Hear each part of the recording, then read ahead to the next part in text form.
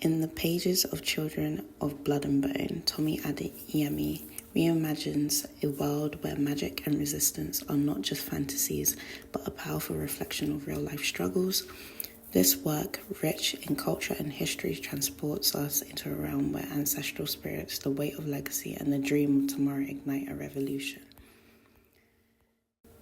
To understand Afrofuturism, we must first connect to our roots. At the Pitts River Museum, a carved ivory tusk from Benin stands as to all artistry of the Edo people. This artifact, a symbol of power and resilience, tells stories of a past that was nearly lost but never forgotten. In the heart of Afrofuturism, the past is not shackled by the limitations of time. Instead, it's a springboard propelling us into a future where Black excellence is defined by both tradition and transformation. To dive deeper into the world, we sit down with Dakarai Akil, an Afro-surrealist collage artist whose work melds the surreal with the real, creating alternate realities that speaks to the African experience. Nice. I just want to ask, how do you put your own spin on your work? Because I've seen a lot of collage artists, so I always find it interesting how they put their own personality into their work. How would you say you put your own spin on your work? I think one of the first of all, I've been doing it for so long that I think naturally my style has just changed and evolved, and it like over time it's just become more and more unique and relative to how I design and curate. I started way when I was younger. I was really interested in being a fashion designer, and when I was doing that, one of the strengths that I pulled from there, which still relates to what I do now, is my color schemes and like how I use color and texture to tell a story, or to even create moods. So like, yeah, I just think that it's just been a lot of fine tuning of different styles and just finding what speaks to me most. And I can say now that like I've found that when I'm creating my collages now, it's me and the art having a conversation. Like there's a dialogue that's happening there, like as if the art is another being within itself, but I'm helping build that being by having that conversation with it through the work. And yeah, like every composition almost plays out like a a story, or even like a song, you know. So yeah, I don't know, hopefully that answers your question. Oh yeah, it does. That's actually quite interesting because my feature that I'm doing on is all about Afrofuturism, and how we can basically see us as Black people, how we can see ourselves in different creative roles such as film, television, art, any type of artistic medium. Now with Afrofuturism, it's all about trying to reimagine the Black perspective in future generations to come. I just wanted to ask, how do you define Afrofuturism if you have your own definition on it? Afrofuturism to me is the vision and the demand of our place in the future and what that looks like. You know, in a lot of ways, like even like in the past, when you know there's been imaginary tales of the future, Black people aren't necessarily included in that, you know. And for us to continue thriving the way that we do, and how, like, I mean, like clearly you see Black culture runs the world, So like continuing to push with that in itself is Afrofuturism, because we're continuing to push the culture forward. The future is forward. So like it's the direction that we're heading into, and what that looks like for us. I think what that looks like for us is focusing on community. That's very important. Yeah, for sure. Nature as well. Nature is involved in that. Yeah. Trying to think if there's anything else with that. Yeah, I don't. I think my own personal definition of it is kind of all over the place. Yeah, like stemming from people that I look up to that are in the Afrofuturist space, kind of pulling from there, like what I agree with and all that. Yeah. Yeah, I think a lot of people have their own take on what Afrofuturism is for them, especially in any type of role that you play in society. If you're an artist or if you're like a doctor, it's always a bit different. But I wanted to know how you think, if in your work, if you pull any ideas from Afrofuturism and how you've tried to channel that reimagining of our futures into your work. Yeah, I think my work, what I try to do is pull from the past and shape things in a way that feel futuristic, like the aesthetic to it, where I'm mixing the two together. It's like a, how do I say, it's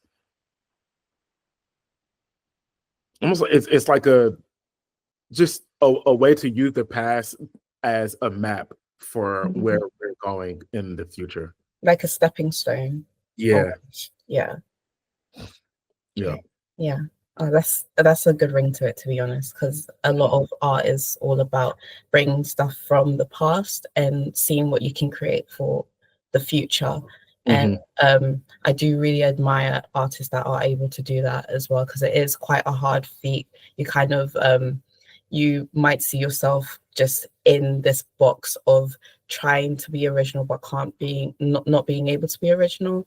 And do you have any are there times that you feel like it's been hard to create art because of that, or do you think you've kind of overstepped that challenge?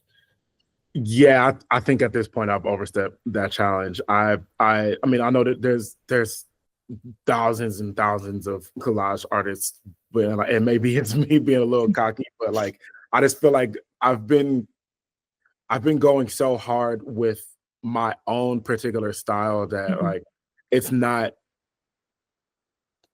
you can't, at least with my work, you can't put it next to someone else's and say that my collages are related to anything that they're doing. Wherever I have, I think, a very unique style because of what I was saying before, how it's like this is a conversation that I'm having with the work. So originality with this specifically is not like an issue for me. It's almost like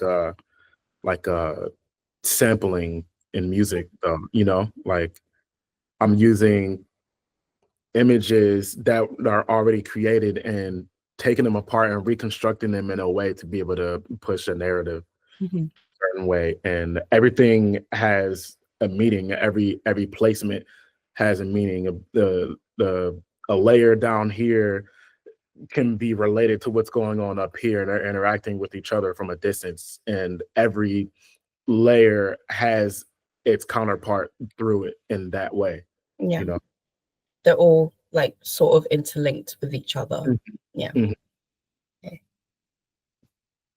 Do you think there is a influence of Afrofuturism in mainstream art? It can be in any television that you've seen or films, or even in different artists that you might be in contact with. If you think there's a bit of there's more people actually putting that influence into their work? Do you think it's becoming a thing?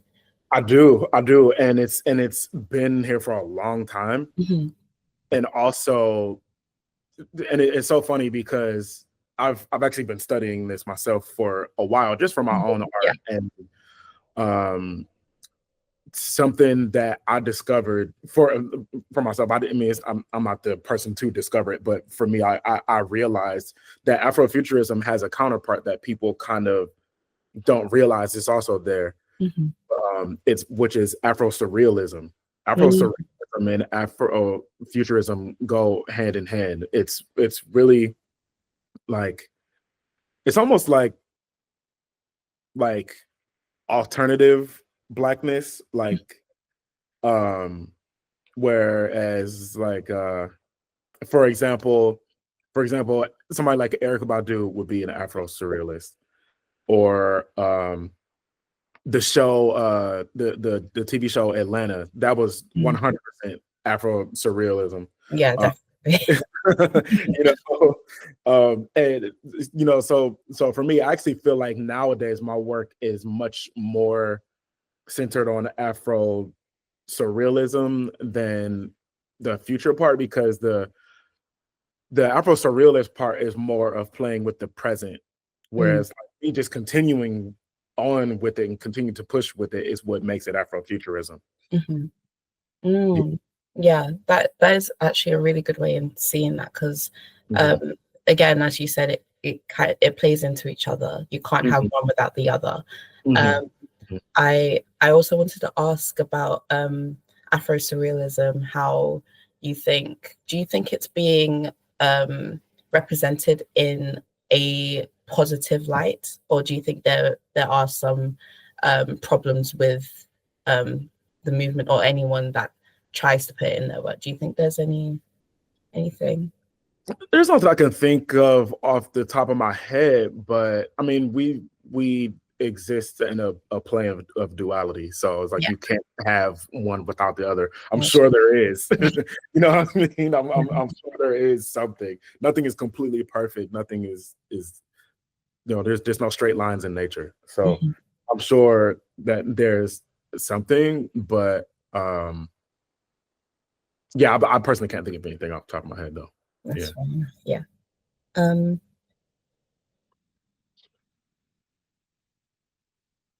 you think the movements, Afrofuturism and Afro-surrealism, do you think it could create more opportunities for there being more diversity in creative roles such as film, television, collaging, art, just any type of medium? Do you think it would create more? Absolutely, because it adds that much more layers of stories to be told, because a lot of times we're telling stories of history, we're telling tragic stories, we tell just any type of story, but I personally think that not all, of course, but I feel like Black people have a difficult relationship with weird things. And so we kind of steer away from that. But those who are more comfortable with it, like your Donald Glovers, your George Clinton, all of those type of people, Solange, Beyonce, like they kind of play with things that are a little bit outside of the norm of what Black culture is used to.